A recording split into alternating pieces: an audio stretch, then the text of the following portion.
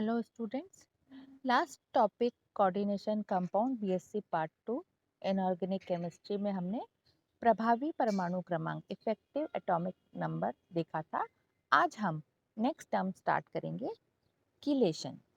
चक्रीकरण भी इसको कहते हैं। बहुतंतक लिगैंड वे हैं जो किसी एक ही धातु आयन से अपने दो या अधिक दाता परमाणु द्वारा जुड़कर एक या अधिक बंध का निर्माण करते हैं।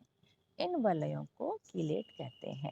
कहने का मतलब क्या कि जब कोई ऐसा लिगैंड हो जिसके अंदर एक ही धातु आयन से दो या अधिक दाता परमाणु लोन पेयर ऑफ इलेक्ट्रॉन दान करके बंध का निर्माण करते हैं, तो वो क्या करते हैं, कीलेट बनाते हैं, कीलेट रिंग बनाते हैं। चक्रीकरण उसमें पाया जाता है। लिगैंड्स को चिलेटिफाइंग लिगैंड्स कहते हैं। इस प्रक्रम को कीलेशन और साइकिलाइजेशन कहते हैं। ये कॉम्प्लेक्स कंपाउंड जिनमें चीलेट रिंग उपस्थित रहती है बहुत स्थायी होते हैं।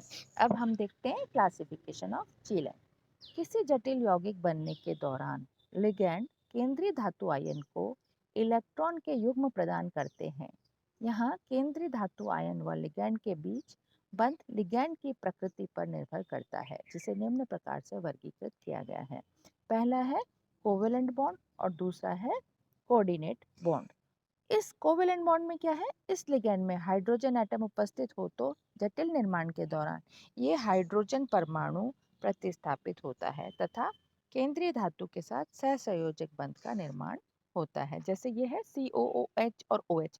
तो यहाँ पर क्या है, एसिड है और अल्कोहल, इनमें H है। तो ये H क्या करता है, कॉम्प्लेक्स निर्माण में प्रतिस्थापित हो जाता है। तो ये H रिमूव हो जाता है और जो ऑक्सीजन है जिसके पास लोन पेयर ऑफ इलेक्ट्रॉन है वो बॉन्ड बनाने के काम में आ जाता है। और दूसरा टाइप का बॉन्ड कैसा है, कोऑर्डिनेशन बॉन्ड।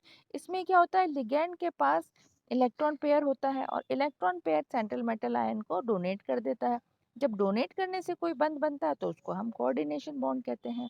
इन बंधों के आधार पर कीलेटों को निम्न प्रकार से वर्गीकृत किया गया है।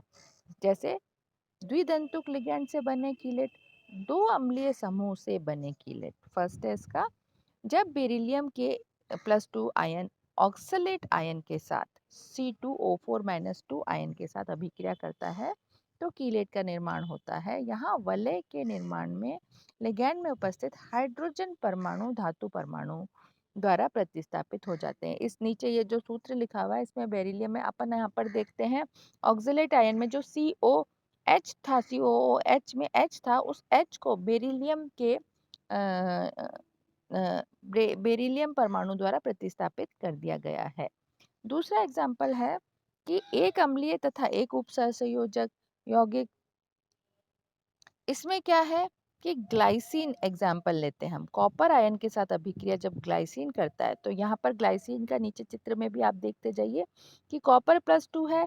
यहाँ पर COOH का H हटके कॉपर के साथ प्रतिस्थापन कर देता है, लेकिन NH2 lone pair of electron देता है। तो ये जो चक्र बना है इसमें हाइड्रोजन रिप्लेस हुई है एक तो, लेकिन NH2 ने कोऑर्डिनेशन बॉन्ड बनाया। तो यहाँ पर दोनों तरह के बंध बने, सहसंयोजक बंध भी बना और कोऑर्डिनेशन बंध भी बना है। ये तीसरा एग्जाम्पल है जिसमें ऐसे समूह, ऐसा लिगेंड हम काम में ले रहे हैं जो कि दोनों कोऑर्डिनेशन बॉन्ड बनाता है। तो यहाँ पर हमने कॉपर एग्जाम्पल लिया है +2 आयन और इसमें 4 उपसहसंयोजक बंध जो है वो उसके द्वारा कीलेट का निर्माण हो रहा है। तो यहाँ पर हमने हाइड्रोजन लिया, इथिलीन डायअमीन। तो अमीन में दोनों लोन पेयर ऑफ इलेक्ट्रॉन है जो कॉपर के खाली कक्षकों को भरते हैं और 4 कोऑर्डिनेशन बॉन्ड यहाँ पर बनते हैं। तो ये इस तरह का चीलेट कंपाउंड बनता है। इसके बाद नेक्स्ट एग्जांपल हम लेते हैं। ये तो बाइडेंटेड लिगेंड हुए जिसमें सब में दो जगह से लिगेंड सेंट्रल मेटल एटम से जुड़ा है। अब हम देखते हैं एग्जांपल हेक्साडेंटेड लिगेंड का। हेक्साडेंटेड लिगेंड से बना कीलेट का निर्माण कैसे होता है, इसका example ethylene diamine tetra acetato ligand है। इस प्रकार वे जटिल जिनमें कीलेट वलय उपस्थित होती है उन जटिलों को अपेक्षा अधिक स्थायी होते हैं जिसमें कीलेट वलय उपस्थित होती है। कहने का मतलब जो भी कॉम्प्लेक्स जिसमें ये चीलेटिंग रिंग होती है वो ज्यादा स्टेबल होते हैं। अर्थात बहुदंतक लिगैंड जिस जो कीलेटी कारक लिगैंड है एक दंतुक लिगैंड की अपेक्षा अधिक स्थायी कॉम्प्लेक्स का निर्माण करता है। इस प्रभाव को कीलेट प्रभाव कहा जाता है। यहाँ पर हमने एग्जाम्पल लिया है ये, हमने यहाँ पर कोबाल्ट के साथ जो है इथाइलिन डाइअमीन टेट्रा एसिटोएसिटिक लिगैंड को काम में लिया है। तो यहाँ पर हम इसको देख रहे हैं कि किस तरह से ये लिगैंड काम में आता है। अब जैसे निकेल के साथ अमोनिया का लिगैंड है, या निकेल के साथ इथिलीन डाइअमीन टेट्रा एसिटिक एसिड का लिगैंड है, तो ये इस तरह के कंपाउंड बनाते हैं। अमोनिया का बनाता है वो भी साइक्लाइजेशन है, बाइडेंटेड लिगैंड बनाता है, लेकिन ईएन के साथ जो बनता है वो हेक्साडेंटेड लिगैंड होता है। यहाँ पर इथिलीन डाइअमीन कॉम्प्लेक्स के साथ जो चीलेट रिंग उपस्थित होती है वो ज़्यादा स्टेबल होती है।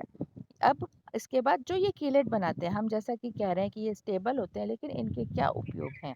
ये जल मृदुकरण के काम में आते हैं। कठोर जल में कैल्शियम +2 मैग्नीशियम +2 आयन के लवण उपस्थित होते हैं। तो ये क्या करते हैं, उनको उनके साथ जटिल कॉम्प्लेक्स बना लेते हैं और प्रेसिपिटेशन को रोकते हैं।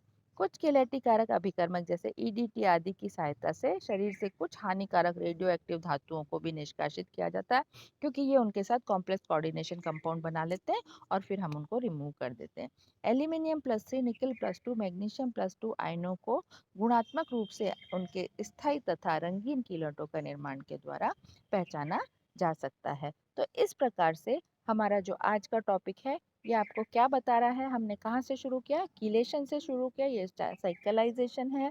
हमने क्लासिफिकेशन ऑफ कीलेट्स देखा, उसके बाद हमने बाइडेंटेड लिगेंड्स क्या हैं, और बाइडेंटेड लिगेंड्स 3 तरह से जुड़ते हैं।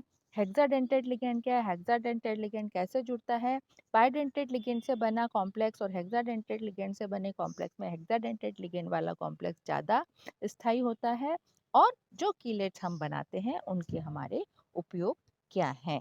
तो यहाँ का ये टॉपिक आज मैं यहीं ख़त्म करती हूँ, आगे हम नेक्स्ट क्लास में पढ़ेंगे।